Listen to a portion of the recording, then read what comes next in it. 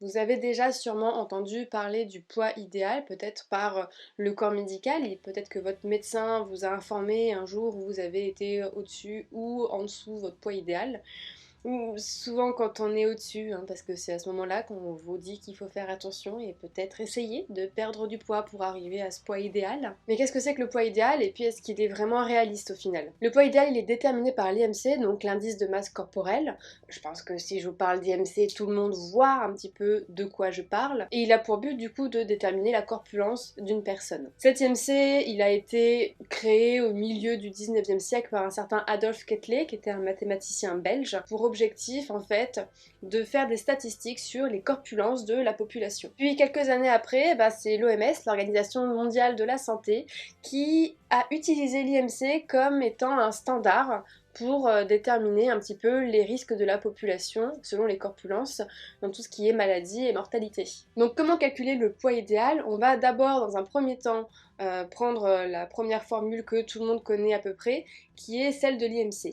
On va d'abord prendre notre poids actuel que l'on va diviser par la taille au carré et on a ainsi notre IMC. Pour pouvoir calculer le poids idéal, on va prendre la formule d'une autre manière. C'est-à-dire qu'on va d'abord prendre l'IMC idéal. On part en règle générale sur un IMC de 22 que l'on va du coup multiplier par notre taille au carré et on a ainsi le poids idéal. Le problème avec ce poids idéal, cet IMC, c'est qu'ils ne prennent pas en compte la masse graisseuse, la masse musculaire, la masse osseuse, la génétique, parce qu'il y a des familles qui sont plutôt rondes, des familles qui sont plutôt minces. Ça ne prend pas non plus en compte le fait que vous soyez un sportif de grande taille, de très petite taille, que vous ayez subi une amputation, mais aussi l'épigénétique, c'est-à-dire l'histoire de vos parents. Ça ne prend pas en compte votre vie affective, votre vie émotionnelle, votre état psychologique, votre culture, votre mode de vie, votre histoire de vie et aussi votre histoire pondérale, parce que forcément quand on fait le yo-yo, on finit par installer des kilos. Plein de paramètres qui font qu'au final, le poids idéal, c'est pas vraiment un poids réaliste, mais plutôt un poids théorique, un poids médical,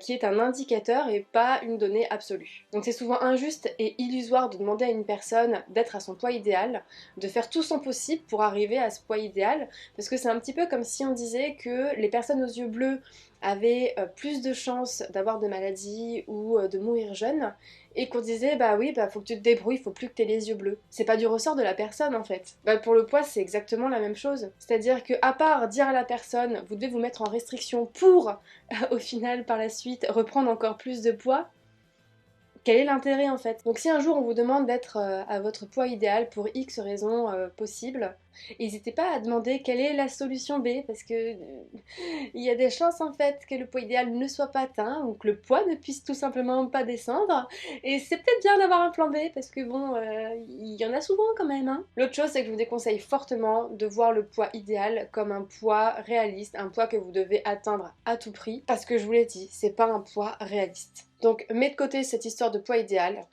like la vidéo, abonne-toi, et on se voit demain.